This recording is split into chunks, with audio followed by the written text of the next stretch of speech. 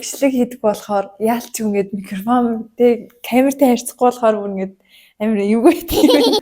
Гинт нэг тийм амьдралын хэв маягаар орсон чинь тэрэндээ жоохон тасахгүй. Тэний талаар өөрийгөө бичсэн урьдчилан за хэлэхүү те. Hi guys, намайг Гүнжитмаа гэдэг. Би Монголын Тапер 2024 онд тэтгэлэг хөтөлбөрийн оролцогч байгаа. Энэхүү бичлэгээрээ Тапер хөтөлбөрт хамаарах хэрхэн герман улс руу явж байгаа талаар миний аяллаа тэмдэглэл байх болно. Та бүхэн надтай байгаарай. Хоёрдугаар хэсэг герман хэлний шалгалтанд амжилттай тэнцлээ. За сайн байцгаана уу Гүнжитмаа байна. За би өнөөдөр герман хэлний А1-ийн шалгалтын сертификатаа гардаж авсан. За сертификатаа гарч ирсэндээ маш их баяртай байна. Шалгалтын амжилттай өгөөд А1-д тэнцсэн. За шалгалтаа болохоор би 12 сарын 11-нд өгчээсэн ингээд өмнөх бичлэгээрээ бас хэлчихсэн шүү дээ. Би бүр ингээд төсөөлснөөс төсөөлжсэнээс бүр айгүй сайн авсан.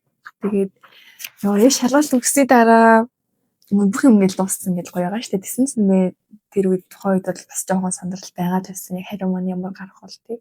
Хариу гарах хүртэлх бас нэг тийм базарын айдстай хүлээсэн. Тэгээд эцэст нь ингээ хариугаа авчлаа. Таад бас хэрэг өгч байгаа юм байвал яг шалгалтаа өгөхдөө сандрахгүй өөрийнхөө чадварт ингээ итгэлтэй шалгалтаа өгөөрэй гэж хүсэж байна. За тэгээд манай сургуулийн манай сургалтанд суусан хүүхдүүд маань гэсэндээ шалгалтаа маш сайн өгсөн байсан. Гэрээ тэнцсэн бүгд бас баяр хүргэе гэж хэлмээр байна. Хэрэг үзчихвэл. За тэгээд бэлтгэлийн процессыг болохоор багш шиг мог хийсэн дээр айгүй ажилладаг гэсэн байхгүй. Тэгээд за яг энэ чадрууд дээр сайжруулах хэрэгтэй юм байна. Ер нь алдаа гаргаж чадруудаа дахиад нэг сайн анхааралтай нэгтэлж үзээд багшийн заасан дүрмээ бас эргэж хараад тэг мэдчлэн өөрийнхөө хэмжээнд бас сайн бэлтгийг хичээсэн манай багшсанд яг хүүхэд боломжоор л яг ингэж ажилламаараа ингэж ажиллах хэрэгтэй шүү гэд нэг бүрчлэн заавар зөвлөгөө өгсөн учраас бас тэр хэрээрээ өөрийнхөө яг оноогоо бүрэн авах боломжтой хэсгүүд дээрээ хамгийн сайнараа хичээж шалгалтандаа бэлдсэн гэж бодож байгаа. Тэгээд мэдээж тэр бэлтгэлийн дагуу бол сертификатаа бас өндөр оноотойгоо амжилттай аваад сууж байна.